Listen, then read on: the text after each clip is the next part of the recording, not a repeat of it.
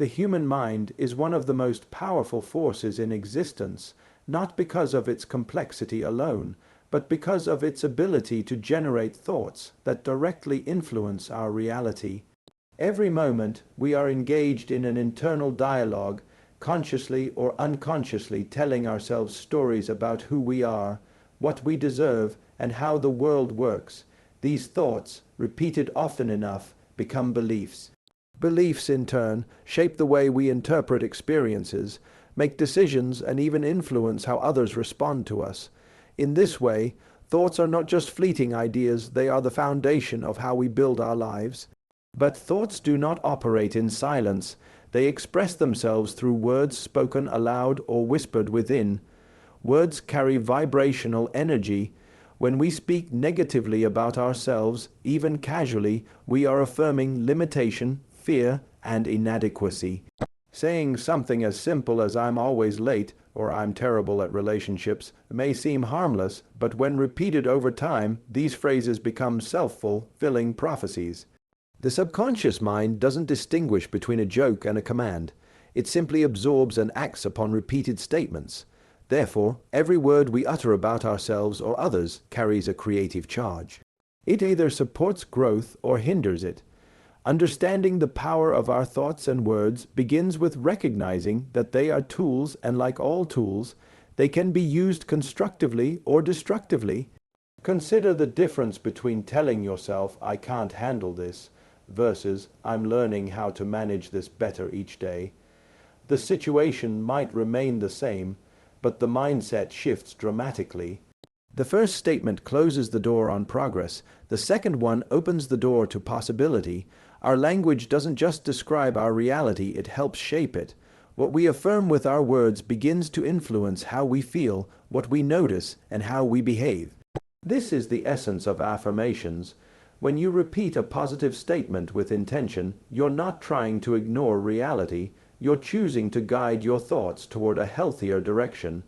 An affirmation like "I am worthy of love and respect" may not feel true at first, especially if one has carried years of internalized criticism.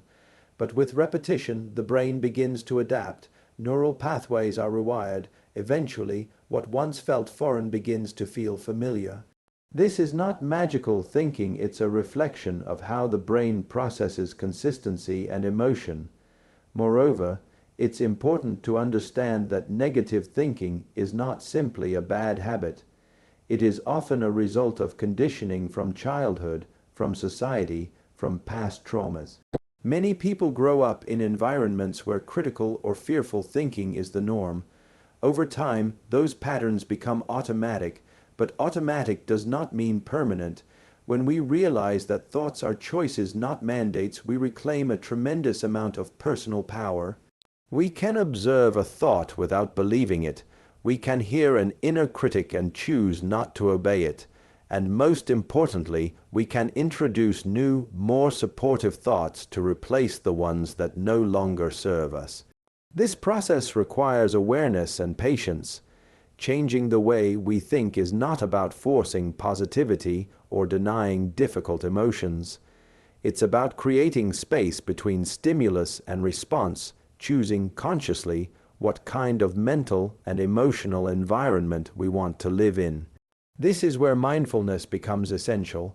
When we slow down and listen to our internal dialogue, we start to notice patterns. We might find that we speak to ourselves in ways we would never speak to a friend. We might find that we repeat fears that don't even belong to us. Noticing is the first step to changing. Finally, one of the most empowering realizations is this: if we have the power to think ourselves into fear, anxiety, and doubt, we also have the power to think ourselves into confidence, peace, and strength. This doesn't mean every problem will vanish with a thought, but it does mean that our response to life becomes more conscious and more compassionate, and in that space, real transformation begins. By honoring the power of our thoughts and words, we begin to co-create a life that reflects not our fears, but our deepest values and highest hopes. One of the most foundational principles of emotional, psychological, and even physical well-being is the practice of self-love and self-acceptance. At its core, this is not a vague or sentimental idea, but rather a practical and transformative process that serves as the basis for deep healing. To love oneself is not an act of ego or selfishness, it is an act of responsibility. It means choosing to see yourself as worthy, as capable, and as deserving of care, even when you feel imperfect or broken. In fact, self-love is most powerful not when everything in life is going well, but when you are struggling, when you're faced with failure, rejection, or pain, and you still choose to treat yourself with kindness. For many people, this idea is difficult to accept. We live in a world that often conditions us to believe that love must be earned through success, through appearance, through approval. From early childhood, people are often taught to associate their worth with how much they achieve or how well they please others. As a result, many individuals grow up feeling that they are not enough unless they meet certain external standards. Over time, these messages turn inward. The critical voice in the mind grows louder. It tells you that you are not good enough, smart enough, attractive enough, or worthy enough. And when that voice dominates your inner world, it becomes almost impossible to feel safe, to feel valued, or to truly heal. True healing cannot occur in an environment of self-judgment. It cannot grow in soil that has been poisoned by shame or self-rejection. Healing requires safety. It requires gentleness. And the first person who must offer that to you is you. Self-love is not about perfection. It is about compassion. It is the act of sitting with your flaws, your mistakes, and your fears, and saying, even though I am struggling, I am still deserving of love. This kind of acceptance does not mean giving up or avoiding personal growth. On the contrary, it is the very thing that creates the space for real, lasting change. When people begin to practice self-acceptance, they often notice shifts not just in their emotional state, but also in their physical health. The body and mind are deeply interconnected. Negative self-talk, chronic stress, and unresolved emotional pain can manifest as physical symptoms: tension, fatigue, illness. When a person begins to treat themselves with gentleness, when they choose to speak kindly to themselves and release harsh inner judgments, the nervous system begins to relax. The body can finally begin the work of repair. Healing on a cellular level becomes possible when the mind is no longer at war with itself. One important distinction to make is that self-love is not a destination, but a practice. It is not a state you achieve once and for all. It is a daily decision.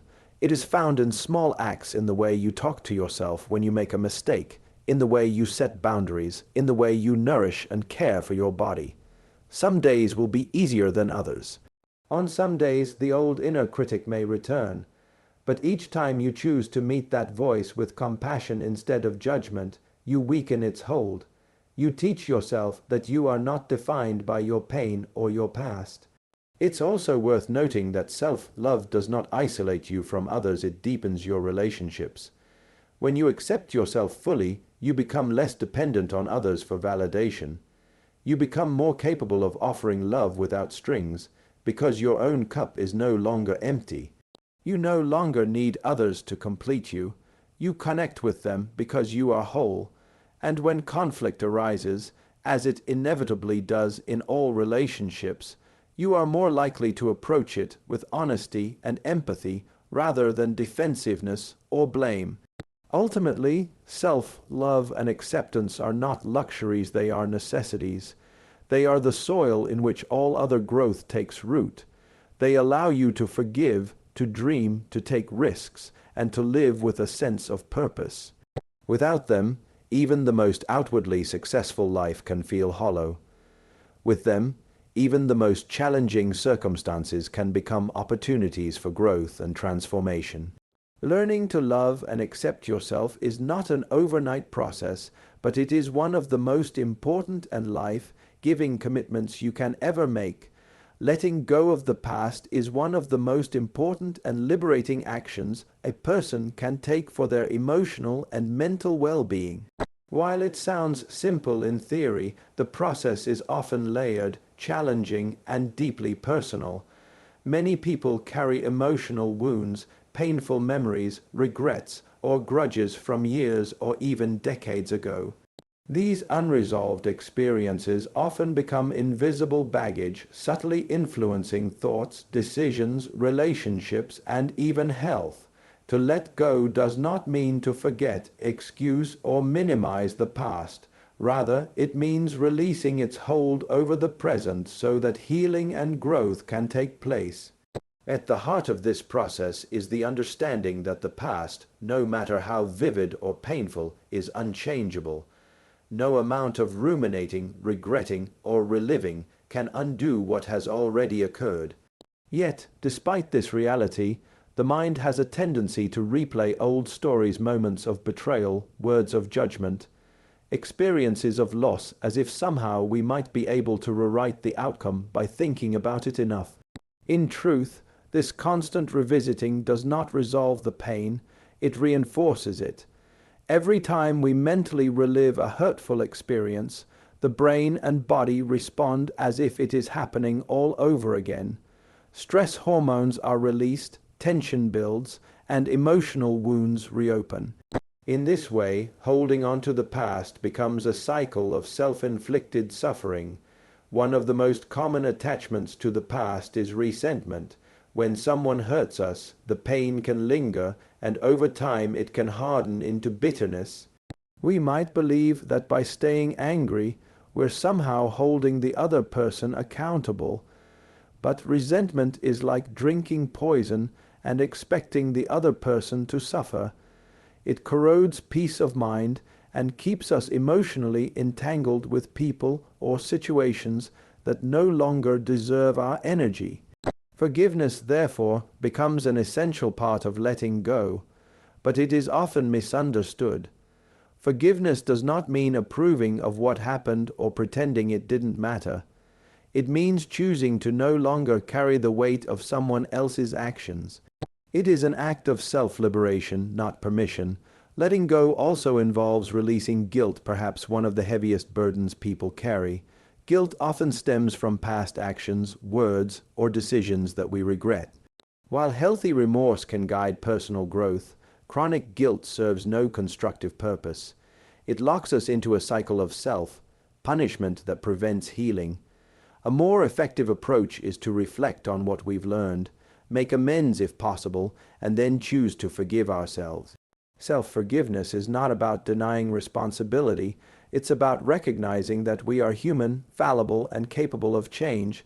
Clinging to guilt does not prove we are good people. Moving forward with compassion does.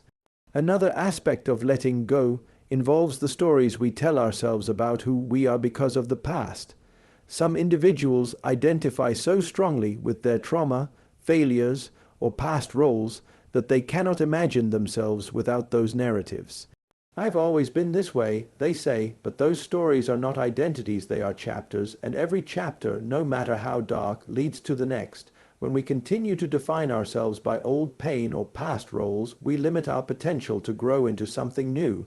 Letting go means giving ourselves permission to evolve, to expand beyond the boundaries of past versions of ourselves. This process does not happen overnight. It requires conscious effort, reflection, and often courage. Sometimes professional support may be needed, especially when the past involves trauma or deep emotional wounds. Practices such as journaling, mindfulness, therapy, and meditation can all assist in the journey of release. It's also helpful to surround yourself with environments and people that support your healing, individuals who reflect your present intentions, not your past limitations. Ultimately, letting go of the past is a declaration of freedom. It says, I choose to no longer be defined by what hurt me. I choose peace over pain. I choose now over then. While the past may have shaped who we are, it does not have to dictate who we become. By releasing old wounds, outdated beliefs, and unresolved emotions, we open ourselves to the fullness of life, to joy, love, and a future unburdened by yesterday. Understanding the difference between taking responsibility and blaming oneself is a critical turning point in personal growth and healing. At a glance, these concepts may seem similar. Both involve acknowledging one's role in a situation. But their emotional and psychological impacts are drastically different. Blame is rooted in shame, punishment, and negativity. Responsibility, on the other hand, is rooted in empowerment, clarity, and transformation. When we blame ourselves, we trap ourselves in guilt and self-condemnation, but when we take responsibility, we take ownership of our life without judging ourselves harshly. It becomes a way of reclaiming our power. Many people grow up equating responsibility with fault. They are taught that if something goes wrong, someone must be blamed, and that someone is often themselves. This mindset becomes toxic over time. If a relationship fails, they blame themselves entirely. If a goal isn't reached, they punish themselves emotionally. This self-blame does not lead to meaningful growth. It leads to fear, avoidance, and low self-esteem. When people constantly blame themselves, they often live in a cycle of regret and self-sabotage. They become afraid to try new things because they are certain that failure will result in more internal punishment. But responsibility is something entirely different. It is not about taking the blame for everything that has happened to us. Rather, it's about recognizing that we always have a role in shaping our response. Even if we didn't cause a situation, even if we were hurt by others or affected by circumstances beyond our control, we still have the power to choose how we move forward. That power is where true responsibility lies. It means saying, I may not have caused this, but I choose how I will heal, how I will grow, and how I will act from here. This mindset is liberating. It shifts the focus from being a victim of life to being a co-creator of it. Taking responsibility gives us agency. It reminds us that we are not stuck unless we decide to stay stuck. It doesn't mean we pretend everything is perfect or deny our struggles. Rather, it means we stop waiting for someone else to change our lives for us. We stop blaming our past, our parents, our partners, or our circumstances, not because those things didn't affect us, but because we recognize that waiting for them to change keeps us powerless. When people begin to practice this level of responsibility, they often experience a dramatic shift in how they see the world. Instead of asking, why is this happening to me? They begin to ask, what can I learn from this? Or what choices do I have now? This change in perspective transforms even the most painful experiences into opportunities for self-awareness and resilience. It doesn't erase the pain, but it creates space for wisdom.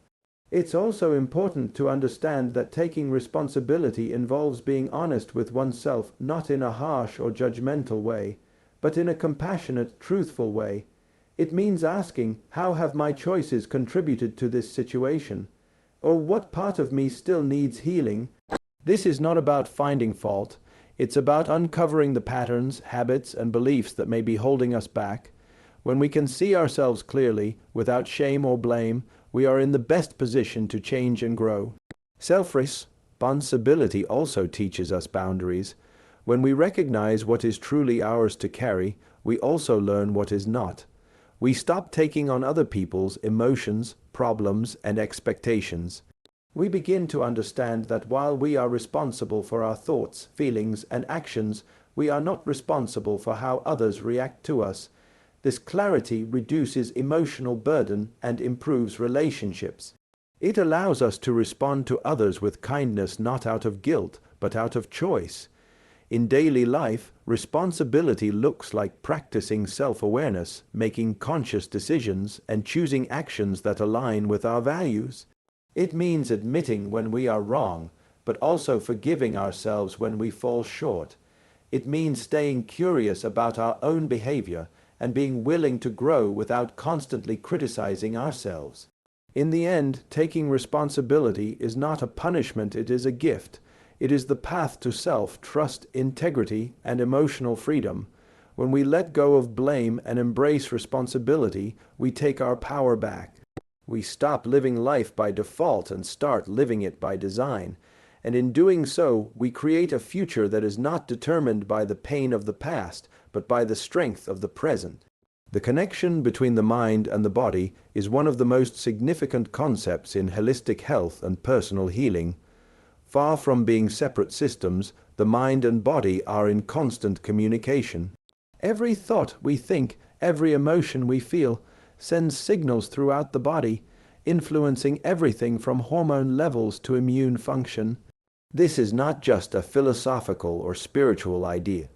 It is supported by modern science, including the fields of psychoneuroimmunology, somatic psychology, and integrative medicine. The basic premise is clear. Our inner world is reflected in our physical health, and if we wish to truly heal, we must address both dimensions together. Emotions are not just abstract experiences. They are biochemical events. When we feel joy, love, or peace, the body responds with relaxation, steady breathing, improved circulation, and the release of beneficial chemicals such as endorphins and oxytocin. On the other hand, when we experience fear, anger, stress, or grief, the body reacts with tension, shallow breathing, increased heart rate, and the release of stress hormones like cortisol and adrenaline. While these responses can be useful in moments of genuine danger or urgency, chronic exposure to negative emotional states can have long-term impacts on physical health. Many people live with constant internal stress, worrying about the future, dwelling on the past, criticizing themselves, or repressing emotions.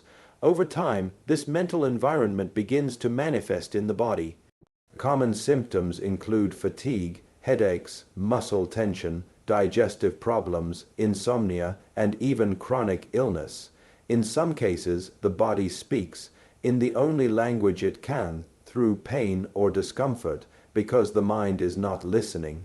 A person who carries deep resentment, for example, might develop tightness in the chest or experience frequent tension in the back and shoulders. Someone who has never dealt with grief might feel heaviness in the heart or unexplained exhaustion. These are not coincidences, they are signals. Understanding this connection empowers us to take a more active role in our well-being. It reminds us that healing is not just about treating symptoms, but about addressing the root causes, often emotional or psychological in nature. For instance, instead of merely medicating a recurring stomach issue, one might explore whether chronic anxiety, suppressed anger, or a lack of emotional expression is playing a role. When emotional healing occurs, physical symptoms often improve or even disappear.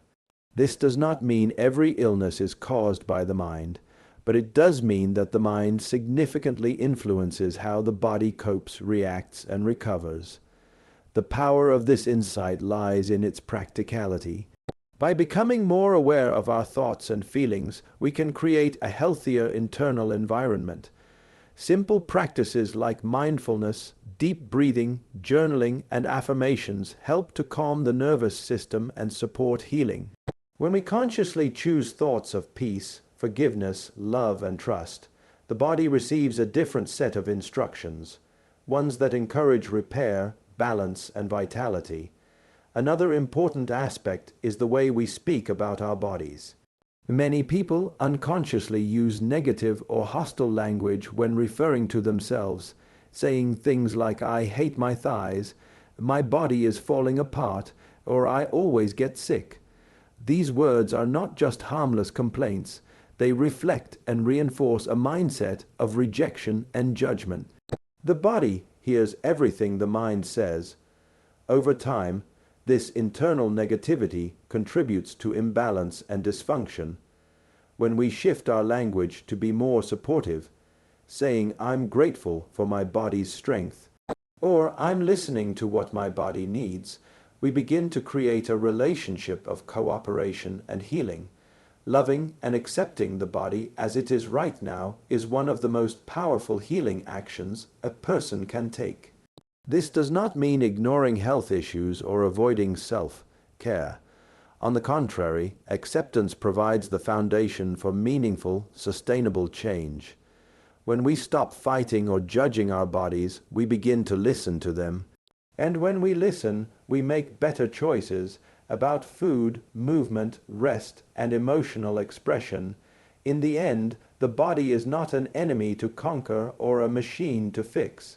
It is a living, intelligent system that reflects our mental and emotional state with remarkable accuracy. By honoring this connection and treating both the mind and body with respect, we create a space where true healing can occur, not just temporary relief, but deep, lasting transformation. The body does not lie. It simply mirrors what the mind believes. Change the thoughts, and the body will often follow. Affirmations are one of the most accessible and transformative tools available for personal development and healing.